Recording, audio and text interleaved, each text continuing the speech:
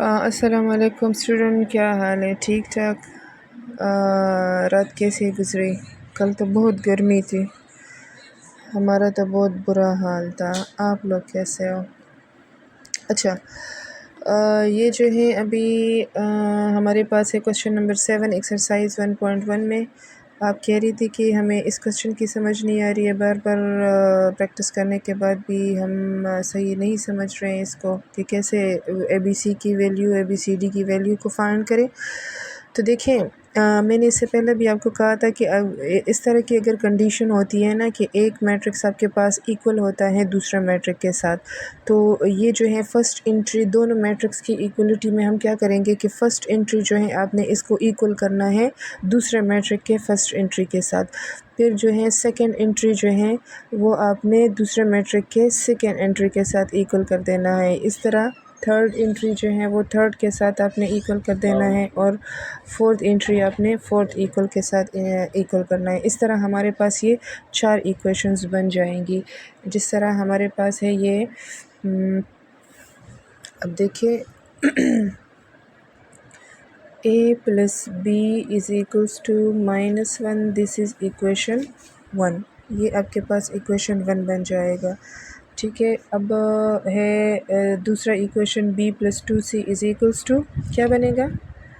b plus 2c is equals to 4, this is equation 2। ठीक है, अब जो है थर्ड इक्वेशन हमारे पास क्या बनेगा? 2c plus d is equals to 2c plus d is equals to 8। आप लोग जो है साथ साथ बताते जाएं कि आप लोगों की भी प्रैक्टिस हो कि आगे क्या होने वाला है। अब आगे क्या होने वाला है ये देखिए, 2a minus d is equals to 0। ये कौन सा इक्वेशन बन जाएगा? 2a minus d is equals to 0, this is equation 4। अच्छा, अब देखिए, इससे पहला जो हमारे पास इक्वेशन था उसमें सिंपल इक्वेशंस थे। उसमें जो है सिर्फ एक वेरिएबल था और दो कांस्टेंट टर्म्स थे, तो हम इजीली जो है कांस्टेंट टर्म को हम राइट साइड पे इकट्ठा करते थे और जो वेरिएबल्स थे हम उसको लेफ़्ट साइड पे इस तरह लेके आते थे। ठीक है, तो वैल्यू बन जाती थी। अब यहाँ पे देखिए कि यहाँ हमारे पास इस इक्वेशन में a भी है और b भी है, मतलब दो वेरिएबल्स है, अननोन वैल्यूज़ है। a की भी वैल्यू हमें नहीं पता, b की भी वैल्यू हमें नहीं पता और -1 है। ठीक है, तो हम इस तरह करेंगे कि हम जो है इन चारों इक्वेशंस में इस तरह की वैल्यूज़ को देखेंगे, इस तरह के वेरिएबल जो सेम हो तो हमने उसको इकट्ठा कर देना है। देखिए, अब ये है a प्लस बी के साथ सेम इक्वेशन कौन सी बन रही है? एक तो ये बन रही है 2a माइनस डी, यहाँ पे भी a है और इस इक्वेशन 1 में भी a है।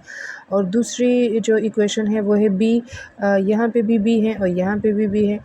अब यहाँ जो है 2a है और यहाँ a है, तो ये फिर दोनों कुछ डिफरेंट हो जाते हैं। अब ये जो इक्वेशन 1 और इक्वेशन 2 है दोनों में b है और ये भी b है, मतलब अगर हम इन दोनों में से किसी एक को कैंसिल करने जाएंगे तो इजीली ये कैंसिल हो जाएगा। अब हम क्या करेंगे कि इक्वेशन 1 और इक्वेशन 2 को हम अगर ऐड कर रहे हैं तो एडिशन में हमारा कोई फ़ायदा नहीं है। क्या होगा कि ये a प्लस 2c हो जाएगा और ये b आपस में प्लस हो जाएंगे तो 2b, तो यहाँ से तो 3 वेरिएबल फिर आ जाएंगे, तो हमने इसको सब्ट्रैक्ट करना है।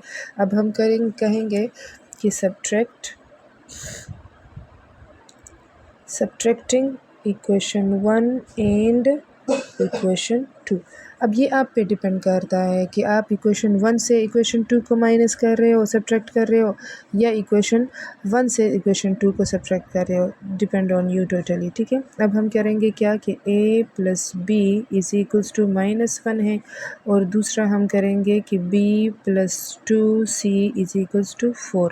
तो जो है पहले वाले से हमने दूसरे वाले को माइनस कर देना है, तो यहाँ इसके साथ जो सिंबल्स है वो चेंज होगी। यहाँ प्लस है तो ये माइनस हो जाएगा, यहाँ प्लस है ये माइनस हो जाएगा, यहाँ प्लस है तो ये माइनस हो जाएगा। अब ये देखिए a और ये जो है ये b है और ये b, तो ये कैंसिल हो जाएगा और यहाँ पे हमारे पास आ जाएगा -2c इज़ इक्वल्स टू -1 और -4। तो सिंबल्स जो है वो सेम है, तो ऑपरेशन जो है वो एडिशन का होगा और सिंबल वही रहेगा, तो ये हो जाएगा -5। ठीक है, अब ये आपके पास इक्वेशन कौन सा हो गया? 4 है, तो ये इक्वेशन बन जाएगा 5। ठीक है, अच्छा, अब यहाँ तक आपको समझ आ गई, क्लियर हो गया।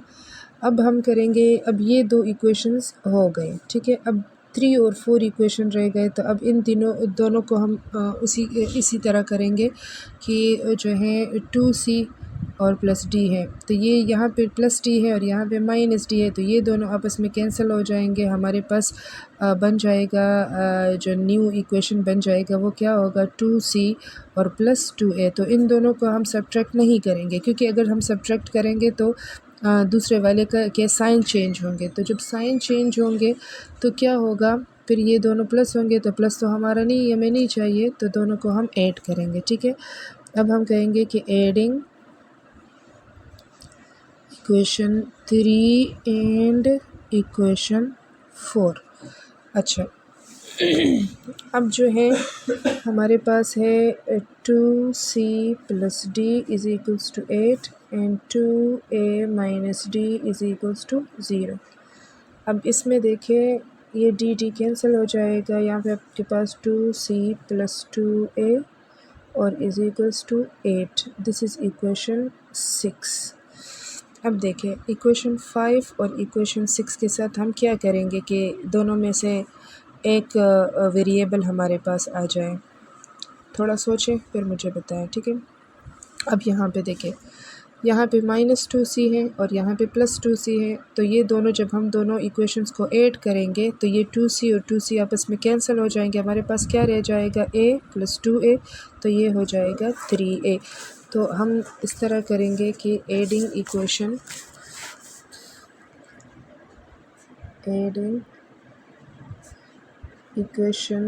5 एंड इक्वेशन 6, ठीक है। तो इक्वेशन 5 में क्या है, a minus 2c is equals to -5, और 6 में क्या है, 2c plus 2a is equals to 8। ठीक हो गया। अब ये जो है 2c आपस में कैंसिल हो जाएगा और आपके पास a + 2a, तो यहाँ से आ जाएगा 3a इज़ इक्वल्स टू -5 + 8, तो यहाँ से 3 आ जाएगा। अब हमारे पास 3a इज़ इक्वल्स टू 3, तो डिवाइडिंग 3 ऑन बोथ साइड, यहाँ पे 3 कैंसिल हो जाएगा, a इज़ इक्वल्स टू 1। अब हमारे पास ये a की वैल्यू आ गई। अब हमारे पास जो है बाकी वैल्यूज़ इजीली हमारे पास आ जाएंगी। एक में वेरिएबल को जो है आप की वैल्यू को पुट करते जाएं और आपके पास दूसरी वैल्यूज़ आ जाएगी। जैसे इक्वेशन 1 हमारे पास क्या है, that is a + b is equals to 1, तो a की वैल्यू आप इसमें 1 पुट कर दें, plus b is equals to 1, तो ये 1 इधर आ जाएगा। आपके पास क्या हो जाएगा, b इज़ इक्वल्स टू, अच्छा, तो यहाँ पे अब जो है a + b is equals to -1 है, तो a की जगह हमने 1 को पुट किया और प्लस b इस तरह, तो ये 1 इधर जाएगा, विच इम्प्लाइज़ का साइन हमने साथ साथ में लगा देना है। यहाँ पे b इज़ इक्वल्स टू, ये -1 है तो ये -1 इधर चला जाएगा, तो ये भी -1 हो जाएगा। This is equals to b is equals to -2। तो आपके पास b की वैल्यू क्या आ जाएगी, b की वैल्यू इज़ इक्वल्स टू -2, ठीक है। अब हम करेंगे a और b की वैल्यू तो हो गई। अब हमने इन इक्वेशंस में देखना है, इन इक्वेशंस में हमने देखना है कि जो है हमारे पास c की वैल्यू हमने फाइंड करनी, तो c की या यहाँ से हम फाइंड करेंगे या यहाँ से, लेकिन यहाँ से इसलिए नहीं फाइंड कर सकते कि यहाँ पे d की वैल्यू हमारे पास नहीं है गिवन, तो हम यहाँ से फाइंड करेंगे। तो हम इक्वेशन 2 यूज़ करेंगे। From equation 2 b + 2c is equals to 4। अब b की वैल्यू -2 हम पुट करेंगे, plus 2c is equals to 4, ये 2 इधर उधर चला जाएगा, तो 4 + 2 आ जाएगा, 2c इज़ इक्वल्स टू 6, फिर डिवाइडिंग 2 ऑन बोथ साइड्स, तो ये हो जाएगा c इज़ इक्वल्स टू 3। तो अब आपके पास c की वैल्यू आ गई 3। अब हम d की वैल्यू को फाइंड करेंगे, तो हम यूज़ करेंगे इक्वेशन 3। यहाँ पे हमारे पास है 2c + d is equals to 8, c की वैल्यू हम पुट करेंगे 3 plus d is equals to 8, 2 3 ज़ा 6 plus d is equals to 8, 6 उधर चला जाएगा तो 8 माइनस 6 और डी इज़ इक्वल्स टू 2। तो अब हमारे पास सारी जो वैल्यूज़ आ गई, a is equals to 1, b is equals to -2, c is equals to 3 and d is equals to 2। अच्छा, अब इसमें आप लोगों को किसी बात की समझ नहीं आई है तो आप मुझे बता सकते हैं, ठीक है।